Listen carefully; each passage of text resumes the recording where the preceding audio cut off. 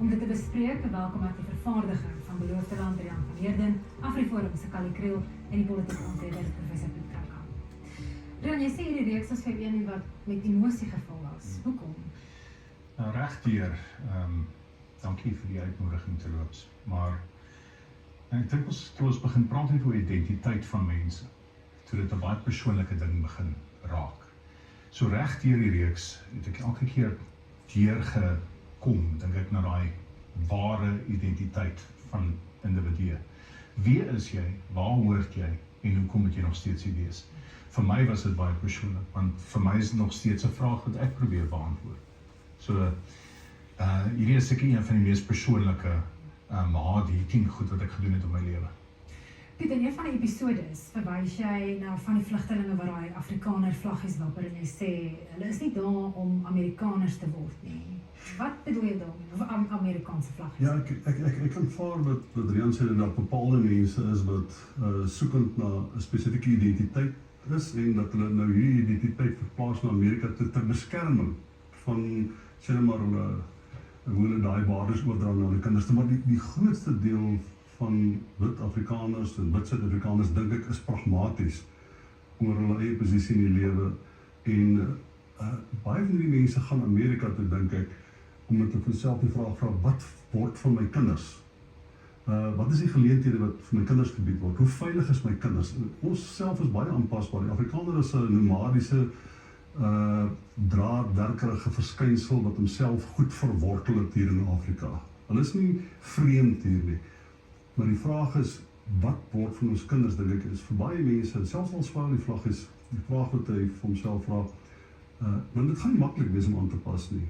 Dis 'n totaal ander wêreld daai. Dit gaan nie maklik wees om 'n demografiese dividend te ontwikkel, met ander woorde toegang tot kapitaal en bates en goeie onderwys en opleiding en gesondheidsorg. Gesondheidsorg is moeilik om te kry in Amerika. Daai waardes, daai bates moet nou geakkumuleer word en oorgedra word aan die volgende geslag. Dit gaan geweldig baie energie vereis.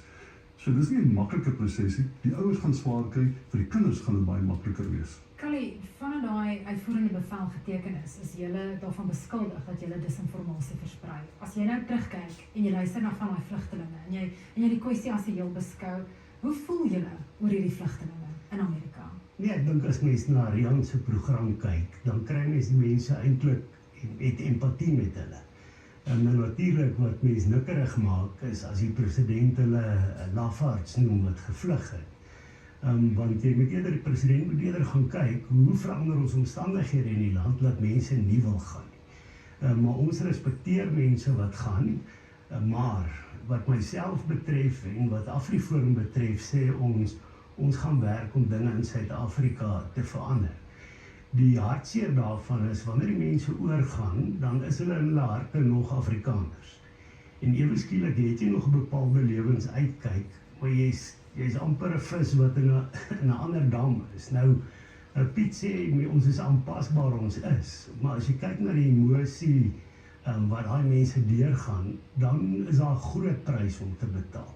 En ook hulle kinders eendag. Hulle kinders kan ook aanpas, maar hulle kinders gaan binne 'n ander waardeomgewing groot word en mense moet daai besluit neem. Is jy bereid om van jou identiteit afstand te doen? Die prys is groot om te betaal.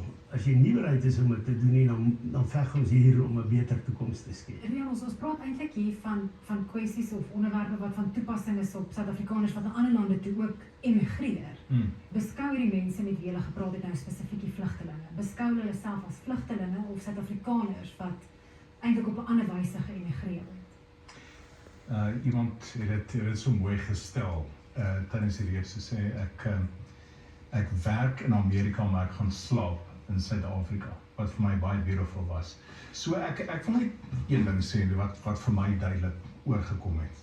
As jy Amerika toe wil gaan, en ek verwys nou spesifiek na Amerika, dan moet jy alles omhels wat Amerikaner is. Jy weet, jy moet die vlag kry, en jy moet die lied ken, en jy moet die hamburgers eet. Die sportsoorte leer ken. Jy moet die voetbal gaan kyk, en die kindertjies moet baseball speel, al die goed. Jy moet dit nou maar net doen. Jy moet vir Amerikaans. Ja, jy kan nie nog 'n vlag in jou garage hê, en net biltong maak, en vierkleur. Ja, jy moet dit opgee. Jy moet die Amerikaanse leefwyse omhels. En dis die enigste manier hoe jy in enige land gaan aanpas. En dan gaan dit ook nie vinnig wees nie. Ons wortels is te diep, ons is te oud. Ons kan nie nou Amerika toe gaan nie. Dis dalk vir die klein kindertjies is dit iets. Wat was van die emosionele verhale en met van die mense met wie jy gepraat het? Wat het jou aangegryp? Wel, ek gaan teruggaan na daai man toe wat vir my gesê het, hy gaan slaap in Suid-Afrika. Nou, dis wat hy gesê het. Hy sê in die aand, dan gaan ek op Google Earth, en dan zoom ek nou in op ons ou huis, en ek zoom in op die Kruger Nasionale Park, en ek loop bietjie rond in ons straat. Nou, ek van my kant af, dis net vir my altyd oud op Facebook bladsy, waar mense sal sê, ja, ek wil net vir julle sê, ek het aangepas in Amerika, jy weet, ons is baie gelukkig hier. Wat maak jy op 'n Facebook-blad? Waarom is jy nog daar? Hoekom is jy in Afrikaans nog steeds op 'n Facebook-blad? Dis moeiliker as wat ons dink om aan te pas in Amerika. Lorenzo, ek dink die fout wat Kali maak, is hierdie mense wat geïmmigreer het nie geïmmigreer met Afrikaners is nie. Hulle het geïmmigreer met hulle Suid-Afrikaners is.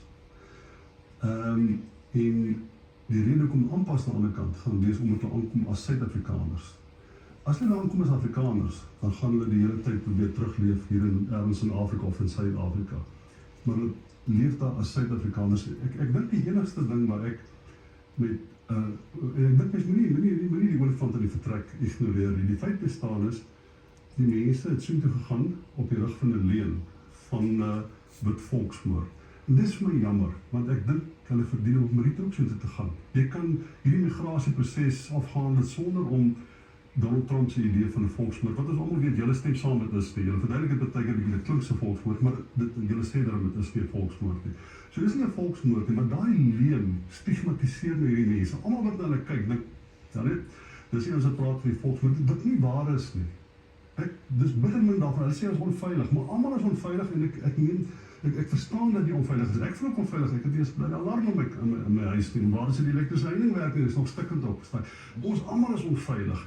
Maar hierdie Afrikaners of hierdie Suid-Afrikaners gaan nie soontoe met Afrikaners is wat in 'n volksmoord dink. Hulle voel onveilig soos ons almal onveilig voel en hulle gaan soontoe as Suid-Afrikaners en dit maak van hulle hoogs aanpasbaar in Amerika. Kali, jou reaksie daarop? Ja, ek dink natuurlik is dit so. Misdaad is 'n baie probleem en daar is sekere sektore wat groter misdaad het proporsioneel. Bendegeweld, geweld teen vroue en kinders, maar ook plaasmoorde.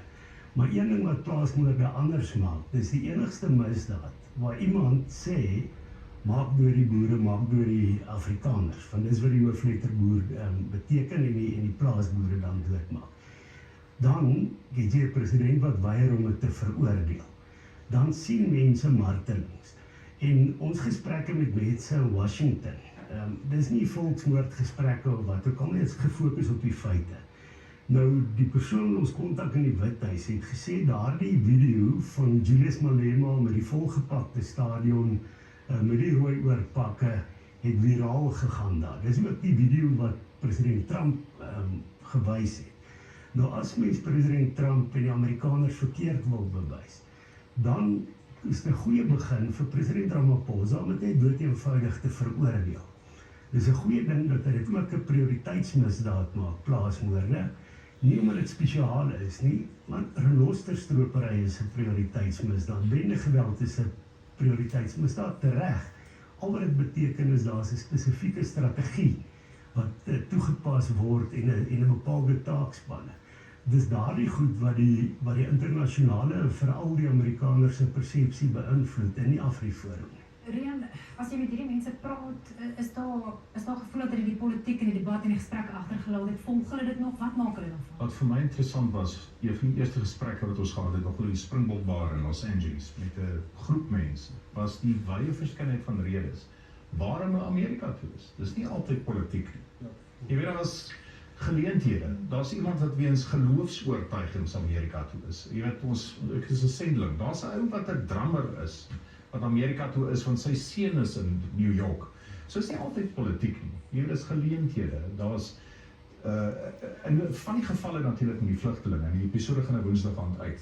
Maar hoor wat hulle redes is waarom hulle oor is, spesifiek die vlugtelinge. Is dit nie hoofsaaklik misdaad nie? Die mense met wie ons gepraat het, ek sê ek wil nou nie weggee wat Woensdag aand gaan gebeur nie, maar my gevoel was, werk speel baie keer 'n baie groot rol. Jy weet, daar's werk, so ek het 'n geleentheid om te gaan werk. So jy kan letterlik al opdaag en binne 24 ure het jy werk. So daar's mense wat sukkel in Suid-Afrika, maar binne 24 ure het jy 'n job. Dis nou nie. Een ding sê ek met Gary 100% saam. 100%. Ek het geen twyfel daaroor nie. En die president het nie die ruggraat om die mees basiese goed in Suid-Afrika te doen nie. Die verwoesting wat hier plaasvind as gevolg van die weergalose bestaan wat die president voer. Hy kon die ANC op 'n pad gevat, daar's bitter min leiers in die ANC. Hy kon die ANC op 'n pad gevat het, Suid-Afrika 'n beter plek gemaak het en het verkies om niks te doen nie. Ons verstaan dit, maar dit kan nie regverdig wees vir die idees wat ons soms kyk rondom Afrikanerskap. Afrikaners kan op hulle eie voete staan. Ons hoef hulle nie te definieer in terme van die swakhede van die ANC. Jy praat nou daarvan en jy is deel van 'n groep wat die standpunt ingeneem het dat hulle gekant is teen die narratief dat daar vervolging is van Suid-Afrikaners in Suid-Afrika. Dink jy julle het enigiets in gemeen met die Afrikaners wat oor is Amerika trek? Ja, maar kyk, ek dink daar's meer integriteit daarin om die punt te maak dat hierdie mense moet gaan, hulle kan gaan, dis regverdig moet gaan. Ons moet hulle aan om te gaan, ek moet my eie kinders aan om te gaan, maar ek wil nie hê dit moet gaan op die rug van 'n leuen nie. En ek dink dis waar ons verskil, waar ons met Kalle verskil. Jy kan nie die ANC misbruik, want die ANC het sy eie swakhede, maar om dit te gebruik as regverdig, kom ek gee vir jou 'n idee, ek dink ek het al vir jou gesê, né? Ons het 'n bietjie gekyk na misdaadstatistiek in Alexandra. Praat van prioriteitsmisdade. Die paas word soms genoem om hulle dogters te verkrag met housing violence. Die wreedheid en die mishandeling en wat daar gebeur, jy kan dit nie oorvertel nie. Dis gruisam. So as iemand my sê maar plaasmoorde is daar ook 'n tipe van marteling. Dit is hoe misdaad in Suid-Afrika lyk. Ek sê nie plaasmoorde moet nie as 'n prioriteitsmisdaad kategoriseer. Ek sê nie, dit is nie eie soortig, dit is hoe misdaad lyk, dis wreed, dis onregverdig, dis vervreemding en dit doen ons sak die weefsel van 'n samelewing word beskadig daardeur. As ons sê dit is net ons en ons spesifiek met voorkeurbehandeling kry en ons moet beter verstaan word, dan ontken ons die feit dat ons saglik baie Suid-Afrikaners lyk presies dieselfde misdaad waarvan ons praat. Ek dink daar's geen probleem om ook aan die eie kant te wees nie. Ons bly nie in isolasie nie. Ons besef daar's 'n klomp probleme in die land en ons is betrokke by verskillende gemeenskappe met probleme. Maar ons kan tog nooit op die punt kom dat ons sê ons mag nie ons probleme opper nie omdat ander mense ook probleme het nie.